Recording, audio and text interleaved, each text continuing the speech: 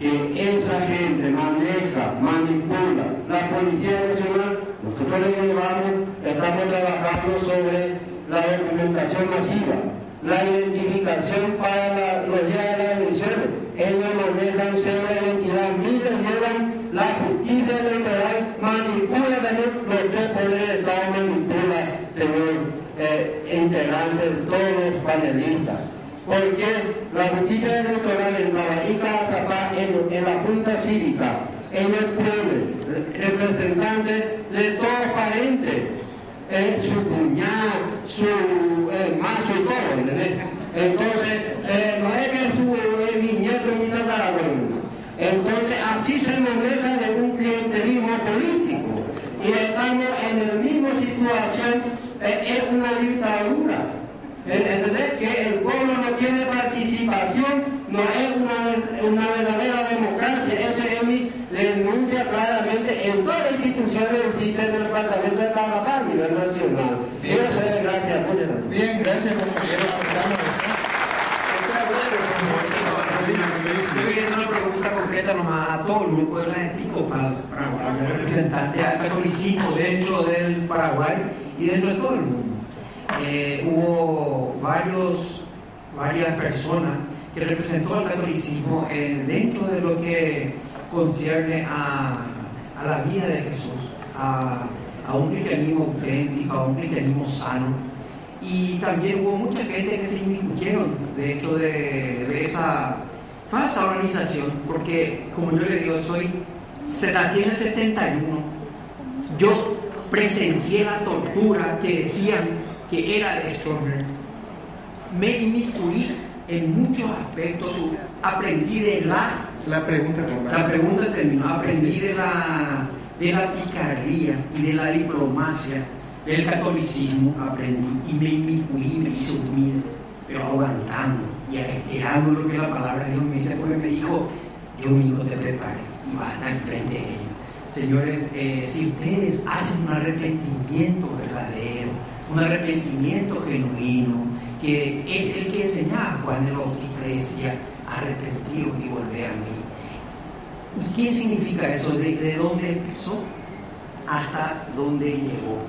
Porque gracias a que los misioneros que vinieron de Estados Unidos me enseñaron la palabra de Dios, me enseñaron a resistir, yo estoy firme y convencido de que si existe un derecho humano, yo puedo estar frente a los curas que enseñaron para poder dialogar con Dios, para poder terminar y para poder decir, señor cura, representante, dicen ustedes, de Dios en la tierra, hablemos claro frente a una juventud que hay mucha gente que están siendo drogados, que están siendo tomados cerveza, que están siendo engañados.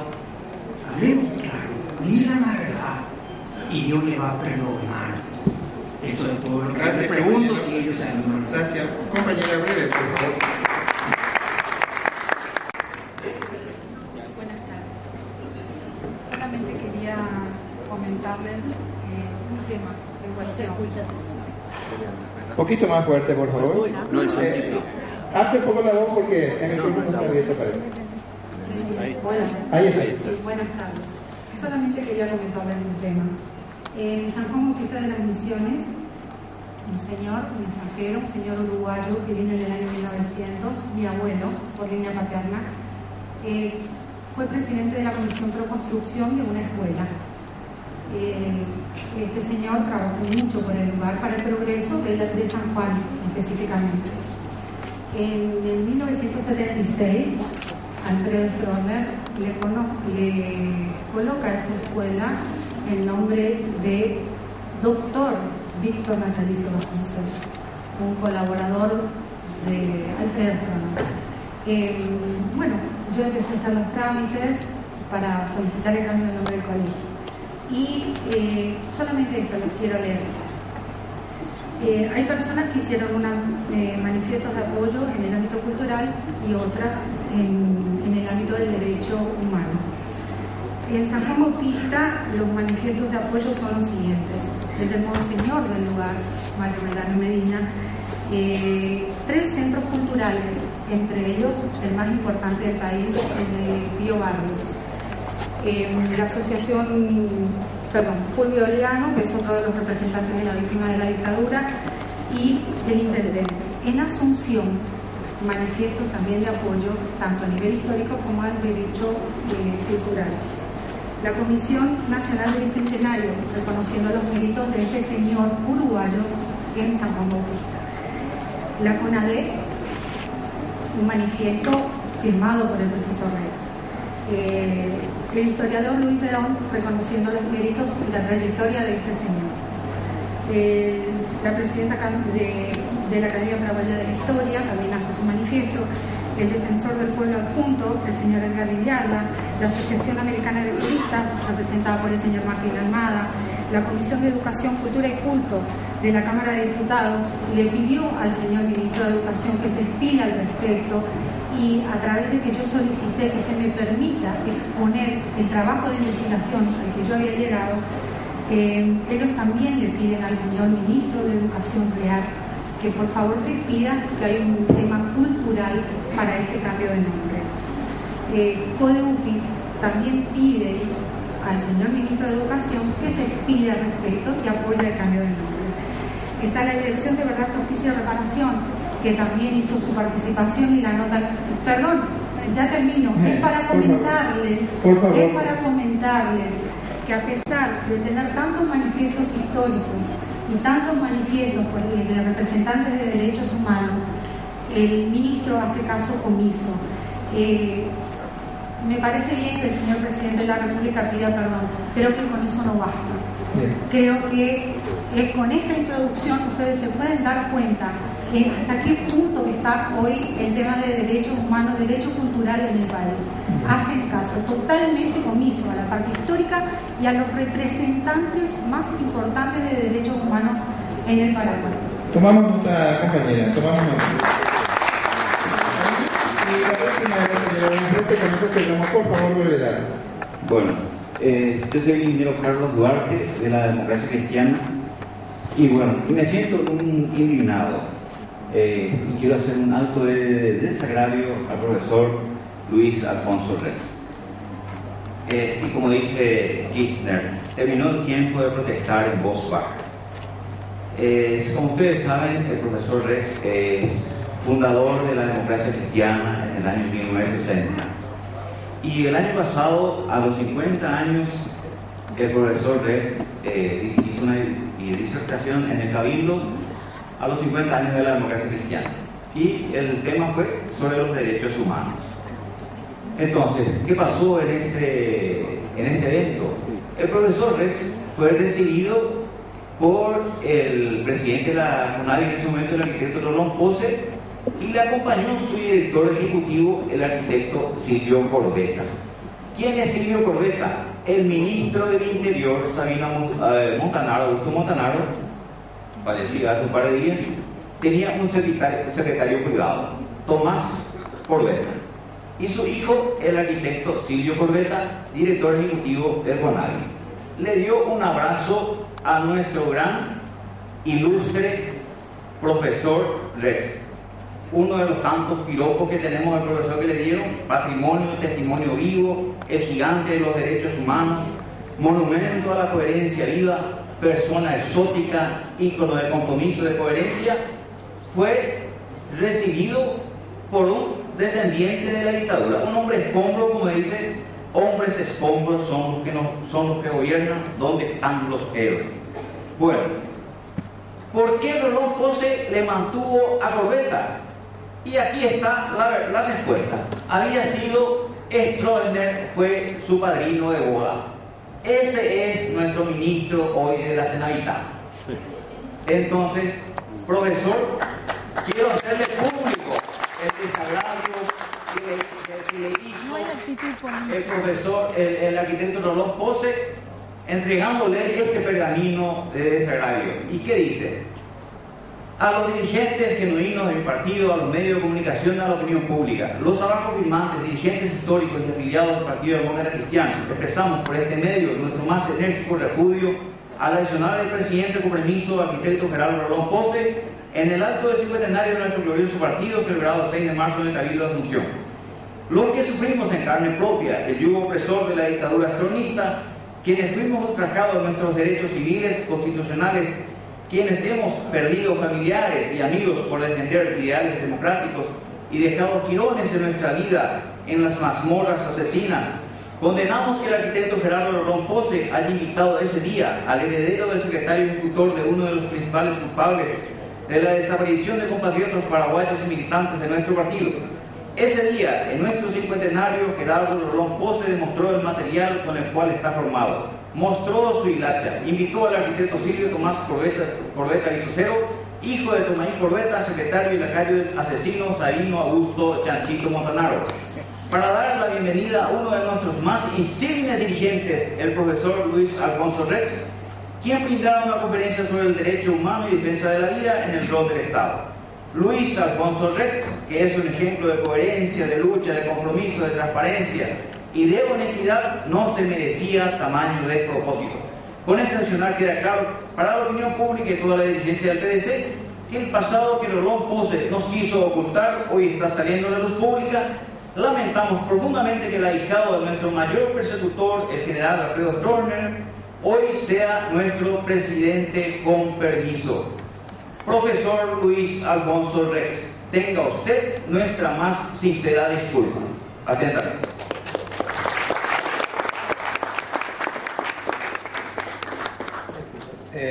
Con ella cerramos, por favor. No más porque tenemos acabado el tiempo. Adelante. Voy a ser muy breve. Que no me baja el tiempo y no nos... A nosotros también. Como profesional de la educación, me viene preocupando mucho que dentro de las asignaturas de estudios sociales se haya englobado historia, geografía, instrucción cívica, derechos humanos en algunos colegios. Esto hace que el estudio de esto no sea interpretado conforme a su importancia. A un niño se le pregunta sobre historia y no sabe, porque te contesta y dice: nosotros damos nomás estudios sociales, no damos historia. Y entonces viene una confusión tremenda.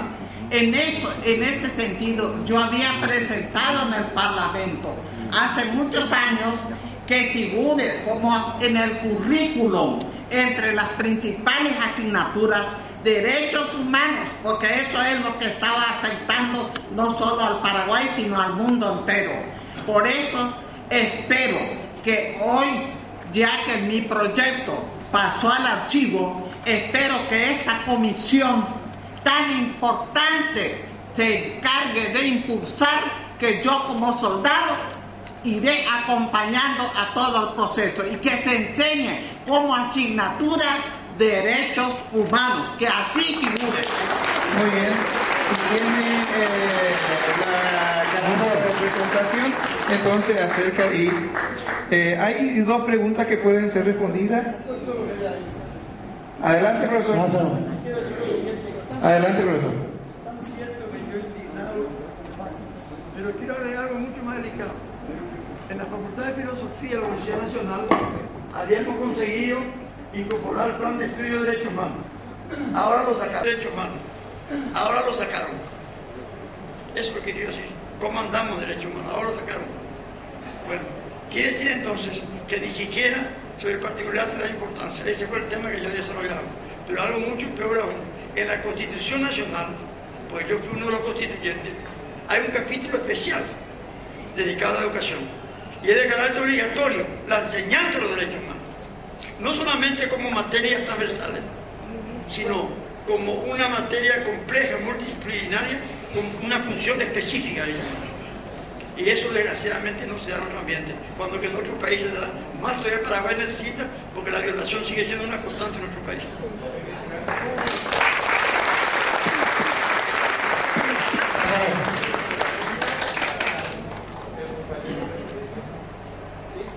Lázaro. Cerramos porque tenemos acabado el tiempo. Lázaro. Sí, le va a contestar, señor Medina. Lázaro. Adelante, doctora. Sí, gracias al compañero de Brasil por sus preguntas y por su aporte. La educación libera, la educación empodera, la educación nos hace conscientes del lugar que ocupamos en la sociedad. Obviamente la educación no sirve al autoritarismo y a la demagogia del poder. Las respuestas creo que van por ahí. En relación a que lo que más se agregó aquí, hay toda una discusión sobre el tema de la educación en derechos humanos, si incorporarlo como asignatura o también como contenido. Yo creo que todo lo que se haga es positivo.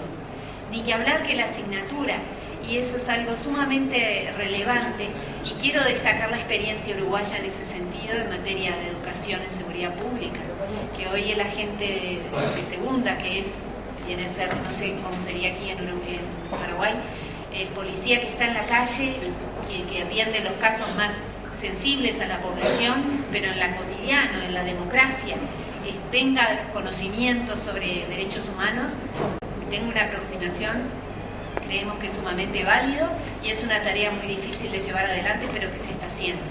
Todos los docentes que egresan del Instituto Superior, del Instituto de Formación Docente de Uruguay, donde también doy clases, tienen un seminario de derechos humanos. Y en ese seminario nosotros enseñamos a los profesores de matemáticas, a los profesores de comunicación visual, a los profesores de lenguas, ¿verdad?, temáticas con contenidos de derechos humanos para que ellos tengan una sensibilización en esta temática. Solo dos ejemplos.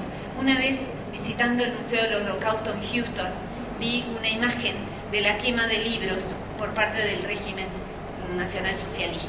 Y uno de los libros que me llamó la atención, que mostraban que estaban quemando, era Blancanieves y los 7 enanitos. Entonces, realmente, quizás para la respuesta ustedes la encuentran, pero a mí me llamó la atención que se quemara, que se procediera a eliminar ese libro. Y la explicación que se me dio es que justamente ese libro valorizaba al inferior, que era, en este caso, una persona, 7 personas enanas, ¿verdad? Entonces se consideraba que era un libro que podía generar en la mente de las personas ideas que eran contrarias a las teorías en relación y la práctica de la raza superior. Y también introduciendo otro ejemplo, el segundo, el tema de la bioética. Ustedes bien saben que los más vulnerables, las personas que tienen menos educación, son justamente con quienes se experimenta hoy en materia de salud. Bien, gracias, doctora. Entonces, el monseñor Medina tiene 2 preguntas que responder. Acá el joven compañero, si la Iglesia se ha arrepentido seriamente por los que decían ser católicos y que a la vez daban palo. Y la segunda, si hay procesos dentro de todo el informe que se ha dado, si hay realmente algún proceso iniciado por lo menos. Allá el compañero que está. Bien, lo que dijo el joven es un comentario. Yo diría que en realidad hace falta pedir perdón, pero sobre todo, ya lo dijo allá, si hay impunidad, habrá siempre en este sentido una displicencia y falta de voluntad de cumplir los derechos humanos. Hace falta que desaparezca la impunidad. Tiene que haber castigo, y castigo merecido. En segundo lugar, durante la época de la dictadura, la única institución que nos dejó doblar su brazo derecho fue la Iglesia. La Iglesia Católica con algunas iglesias evangélicas, con algunas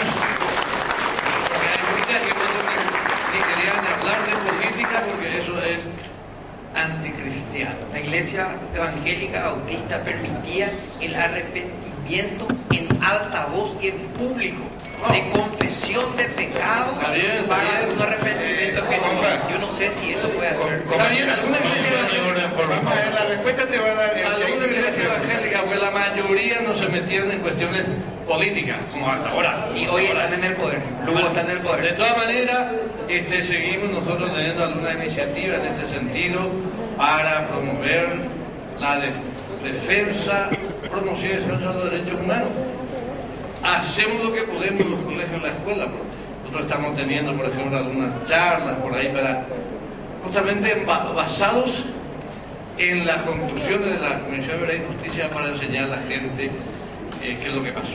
Nadie sabe y mayormente a nadie les interesa. Pero vamos a insistir. Bien, gracias. Muchísimas gracias a toda la concurrencia, especialmente a la mesa,